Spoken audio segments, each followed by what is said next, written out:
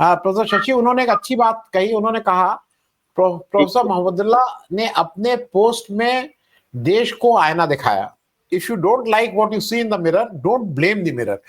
मतलब मेरे ख्याल में इससे ऐप्ट बात नहीं हो सकती थी। अगर आप मुझे कोई बात ऐसी बताएं, आप शिक्षक हैं भाई, आप बेहतर ढंग से समझते हैं, और मुझे ना लगे तो मैं आप ही को गाली देने लगूं और कहने लगूं आप देशद्रोही हैं और आपका वो होना चाहिए। ये बात मैं इसलिए कह रहा हूं कि नेता को, मैं नेता हुए या पॉलिटिकल पार्टी के लोग हुए, ये लोग डिस्क्रेडिटेड हैं, इसमें कहीं कोई दो राय नहीं है। लेकिन धीरे धीरे जो राय साहब कह रहे हैं कि भाई ये तो उसी प्रोफेशन में है, एंड मैंने सारे वकीलों को देखा है, they are very very proud of their profession. मुझे मेजॉरिटी ऑफ द वकील को अपने प्रोफेशन के ऊपर बहुत नाज होता है।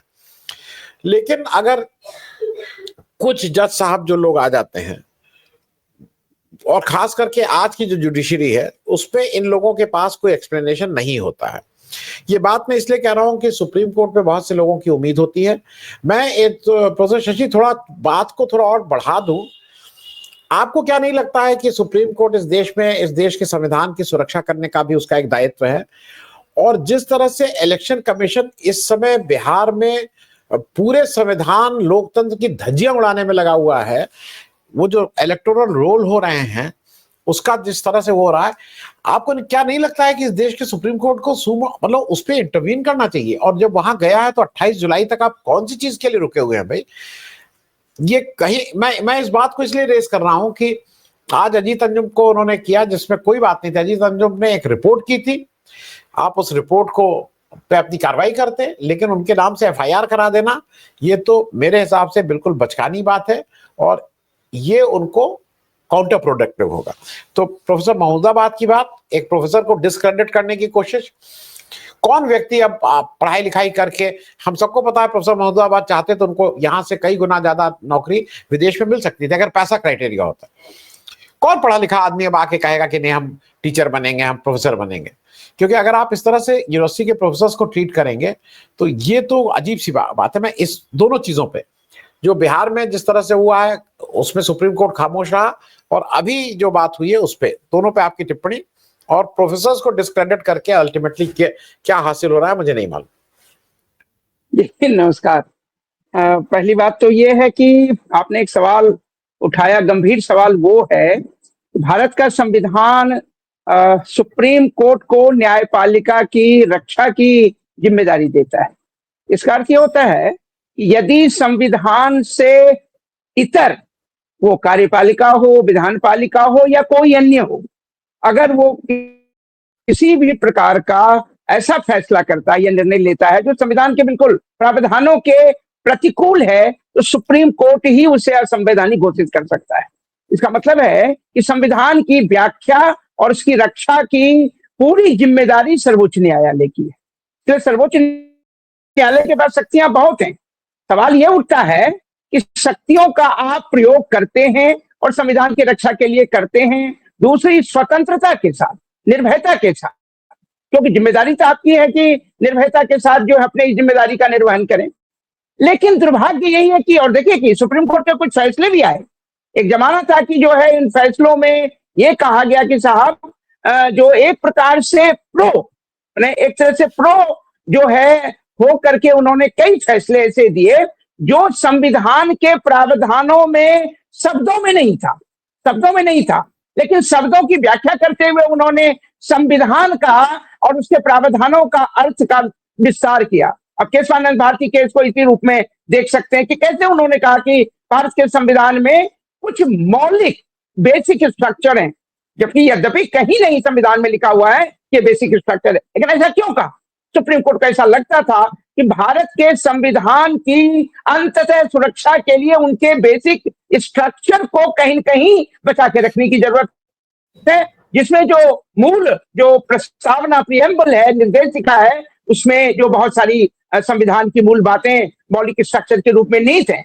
और उन्होंने ये भी कहा कि मौलिक स्ट्रक्चर की अंतिम व्याख्या भी सर्वोच्च न्यायालय की जिम्मेदारी है, कोई और नहीं कि यहाँ कोई फुल स्टॉप लग गया है। तो देखिए एक वो भी समय था। आप याद कीजिए पीआईएल वगैरह को जिस प्रकार से सर्वोच्च न्यायालय ने जो है, कोई भी नागरिक एक पोस्टकार्ड लिख करके जो है पीआईएल कर सकता है, कोई आवश्यक नहीं है कि वह व्यक्ति प्रभावित है या नहीं है। तो ये सारी बातें भी हैं, लेकिन लगता है वो अतीत की बातें हो गई। और अब तो आप देखिए कि कैसी बातें उठी थी कि रंजन गोगोई राज्यसभा में वो राज्यसभा के सदस्य बनते कह रहे थे, मुख्य न्यायाधीश से कह रहे थे कि नहीं, बेसिक स्ट्रक्चर पर भी विचार करने की आवश्यकता है, और इसी प्रकार की बातें वाइस प्रेसिडेंट और तमाम। इसका मतलब है कि संविधान की व्याख्या की जिम्मेदारी न्यायपालिका की, लेकिन न्यायपालिका पर कार्यपालिका का निरंतर दबाव बढ़ता जा रहा है। उसके कई तरीके हैं, आपने खुद जिक्र किया, चाहे वो ईडी हो, चाहे तमाम ऐसी जो सरकारी एजेंसियां हैं जो सर्वेलेंस के द्वारा और नजर रखती हैं और नजर रखने के बाद उनको फंसाने की कोशिश करती हैं।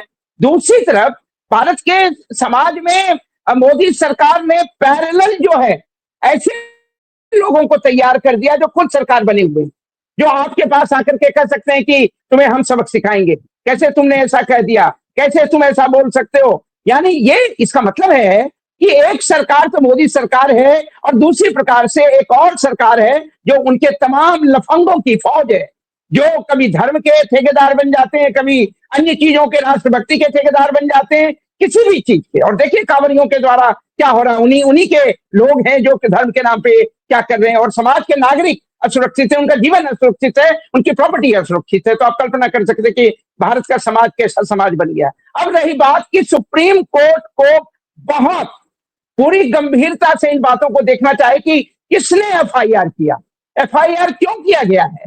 क्या किसी भी व्यक्ति को, चलिए ठीक है एफआईआर कोई भी कर सकता, क्या वो प्रभावित है, जो किसी व्यक्ति ने स्टेटमेंट दिया क्या उससे वो प्रभावित हो रहा है।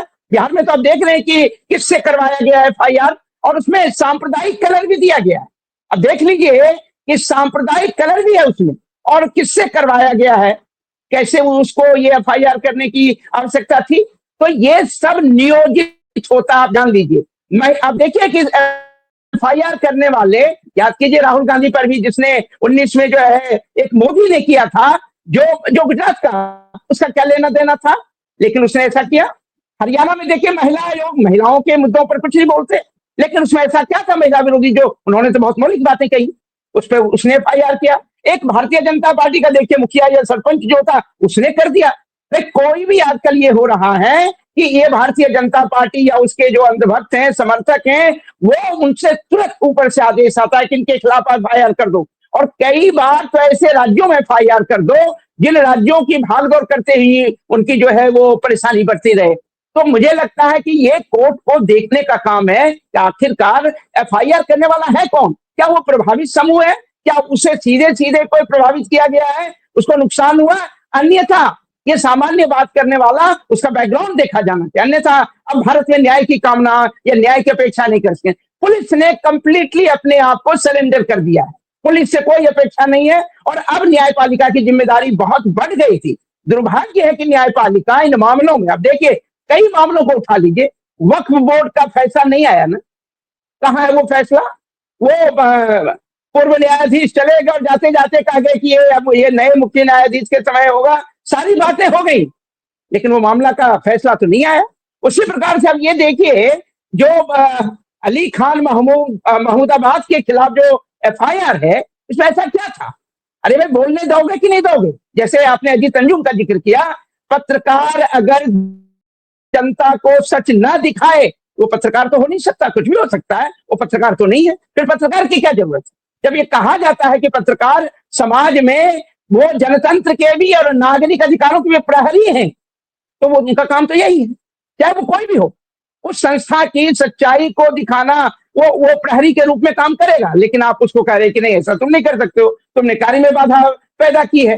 तो आप सोच सकते हैं कि भारत में किस प्रकार की सामाजिक स्थिति पैदा कर दी गई है, यहाँ किस प्रकार से धर्म के नाम पे, राष्ट्र के नाम पर, और सारे धर्म, कुछ धर्म के ठेकेदार हो गए हैं, कुछ राष्ट्र के ठेकेदार हो गए हैं, और तमाम जो हैं ऐसे लोग ऐसी ठेकेदारी करके राज्य सत्ता की जो जो संवैधानिक उनकी जो अधिकार है उसको अपने हाथ में ले लेते हैं।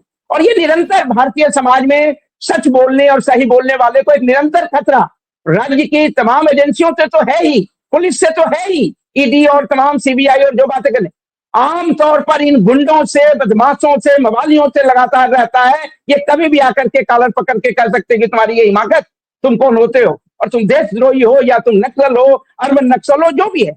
मुझे लगता है बहुत ही खतरनाक स्थिति। और आज आपने देखा कि मैं लगातार आपके उस कार्यक्रम में रहा, अंत में 5-10 मिनट के सिवाय राहुल जी के बाद जो है मैं, क्योंकि मुझे जरूरी था कुछ, तो इसलिए कल्पना कर सकते हैं कि क्या स्थिति है। और पत्रकार जिनकी जिम्मेदारी थी वो किस प्रकार की जो है वो किस प्रकार के भय के वातावरण उनके लिए पैदा किया गया। लेकिन यह तय है कि परीक्षा तो उसी समय होगी ना, अग्नि परीक्षा जिसको कहते हैं। अगर सोना आग में जल गया तो सोना तो नहीं हो सकता है ना। पत्रकार अगर समाज को सच दिखाने की अपनी जिम्मेदारी से हट जाता है तो फिर वो पत्रकार तो नहीं है। और अगर वो पत्रकार नहीं है और अगर पत्रकार समाज में नहीं रहा, सच दिखाने वाले नहीं रहे, आईना दिखाने वाले नहीं रहे, सोचिए समाज की क्या स्थिति होगी। तो अगर अगर मीडिया फेल हो रहा है, जो खास करके मैं मेन स्ट्रीम मीडिया जो तथाकथित गोदी मीडिया जो है उसकी बात कर रहा हूं, और दूसरी ओर न्यायपालिका और तमाम संवैधानिक एजेंसियां, इलेक्शन कमीशन जिसकी जिम्मे टीएन शेषन ने दिखाया था कि इलेक्शन कमीशन की शक्ति क्या होती है, और इलेक्शन कमीशन अगर तय कर ले तो फिर वो क्या कर सकते हैं, कुछ को संवैधानिक रूप से कितनी स्वायत्तता प्राप्त है। लेकिन निसंदेह वो संविधान से ऊपर नहीं है, लेकिन अब तो वो संविधान से ऊपर होकर के कार्य कर रहा है। और न्यायपालिका ये कह रही है कि नहीं, आप भी संवैधानिक संस्था है, आपको हम आदेश क्या दे सकते हैं, सलाह देते हैं। दुर्भाग्य देखे कि उन सलाहों को भी नहीं माना गया। कहाँ है नोटिफिकेशन की भाई ये 3 चीजों को भी इंक्लूड किया जाए। तो पहली बात तो यह कि जो बिहार में हो रहा है, मतदाताओं से उसके मत के अधिकार को, जो उसका संवैधानिक अधिकार है, उसको छीनने की कोशिश हो रही है, वो जनतंत्र विरोधी है और ये जनतंत्र के लिए बहुत बड़ा खतरा है। इस बात को समझने की जरूरत है, बिहार की जनता को भी समझने की आवश्यकता और देश की, क्योंकि बिहार पहला राज्य हो सकता है इस दिशा के लिए, वो प्रयोगशाला हो सकता है, लेकिन उसके बाद सब जगह प्रयोग होगा। क्यों नायडू ने ऐसी बातें और ऐसी चिट्ठी लिखी है, मुझे लगता है ये भी बात देखने की आवश्यकता है। तो इसलिए ये जरूरत इस बात की है कि न्यायपालिका अपने उन जिम्मेदारियों को, नागरिकों के अधिकारों की रक्षा कौन करेगा, कार्यपालिका की तानाशाही से कौन करेगा उसकी रक्षा, वो तो न्यायपालिका कर सकता है। प्रत्येक नागरिक तो अपनी रक्षा नहीं कर सकता ना। तो सरकार के द्वारा, राज्य के द्वारा अतिक्रमण होने पर न्यायपालिका ढाल के रूप में माना जाता है कि न्यायपालिका कवच है उसके लिए, जो संविधान के तहत उसकी रक्षा करेगा। लेकिन दुर्भाग्य है कि अब न्यायपालिका अपने उस संवैधानिक दायित्वों के निर्वहन में लगातार फेल हो रही है और लगातार वो डिले करती है। और ये देख लीजिए अली खान महमूदाबाद के मामले में क्या हो रहा है, इस महमूदाबाद के विषय में क्या हो रहा है। पहले तो एफआईआर को ही खारिज कर देना चाहिए था। दूसरी बार, पिछली बार भी अभी राय साहब ने पढ़ करके सुनाया, पिछली बार भी वही बातें कही गई कि भाई आप ऐसा नहीं करें, 2 ही मुख्य आधार पर जो है वो तय करें, लेकिन फिर भी वो कर रहे हैं। और आज फिर वही बात, 1 महीना के लिए आप ऐसा ही करें। तो मुझे लगता है कि न्यायपालिका जिस प्रकार से, इसमें कुछ भी पॉजिटिव नहीं है। ये कहना कि अब आप लिख सकते हैं, अरे भाई लिख सकते हैं, वो जो पहले भी उन्होंने लिखा था, विचार और अभिव्यक्ति की स्वतंत्रता में कहीं भी उसमें कोई परेशानी नहीं है। उसके द्वारा समाज में कहीं भी, चाहे वो सांप्रदायिक रूप से किसी भेदभाव को पैदा करने की या विद्वेष पैदा करने की कोशिश या नारी विरोधी, कुछ भी नहीं है। संविधान में उचित प्रतिबंधों की बातें हैं, लेकिन उसके तहत ये कहीं नहीं आता है। तो मुझे लगता है कि न्यायपालिका इस बात को देखे, अगर वो नहीं देखेगा तो बहुत भयानक स्थिति है, और इससे भी भयानक स्थिति पैदा होगी और एक समय ऐसा लगेगा फिर न्यायपालिका की क्या जरूरत है। जब हमारी रक्षा करने वाली संस्था रक्षा नहीं कर पाएगी, फिर उसकी आवश्यकता क्यों होगी, किस लिए। तो इस बात को भी समझना बहुत जरूरी है। इसलिए इस फैसले में आज भी उन्होंने एसआईटी को ये नहीं कहा कि तुम्हारा काम खत्म, हटो यहां से। और देखिए दूसरी तरफ विजय शाह के मामले में या तमाम ऐसे मामले उठा लीजिए, तो उनको तो साहब उनके खिलाफ कुछ नहीं, यह जो रूल ऑफ लॉ के तहत कुछ लोगों के खिलाफ कानून जो है विद्वेष पूर्वक काम करेगा, पूर्वाग्रह से प्रेरित होकर के काम करेगा, और दूसरी तरफ जो है उन्हें एडवांटेज देगा कि ठीक है उसको देखते हैं, करते हैं, सोचते, कुछ नहीं हुआ। तो इतने घटिया स्टेटमेंट देने वाले, समाज में खुलेआम नफरत फैलाने वालों को पूरे देश में छूट मिली हुई है। राज्य सत्ता तो ऐसा कर ही रही है, राज्य सत्ता से संबंधित जो संगठन है वो भी कर रहे हैं, और दूसरी तरफ न्यायपालिका मूक दर्शक बनी हुई। तो मैं इस न्यायपालिका से क्या उम्मीद कर सकता हूं, लेकिन उन्हें यह तो कह करके संवैधानिक दायित्व का कम से कम एक नागरिक के नाते भी, एक शिक्षक और विद्यार्थी होने के नाते भी मैं जरूर ये न्यायपालिका से कहूंगा कि कृपया आप अपने संवैधानिक दायित्वों को समझें। संविधान निर्माताओं ने आपको सभी कार्यपालिका, विधानपालिका और तमाम शक्तियों के ऊपर संविधान की रक्षा करते हुए अंकुश लगाने की जिम्मेदारी, अर्थात कह सकते हैं कि न्यायपालिका संविधान की बॉडीगार्ड है, उसको बचाने की जिम्मेदारी। और संविधान का अर्थ क्या है? नागरिकों का अधिकार, नागरिकों को राज्य के अतिक्रमण से बचाने का अधिकार, और समाज में किसी भी प्रकार के ऐसे अगर उसके अधिकारों पर हमला हो तो उसको बचाने की जिम्मेदारी। मुझे लगता है कि आज का फैसला इस दृष्टि से मैं कतई नहीं, ये खारिज हो जाना चाहिए था, और ये बातें जो कही गई हैं ये बेमानी है, इसका कोई अर्थ नहीं है। धन्यवाद।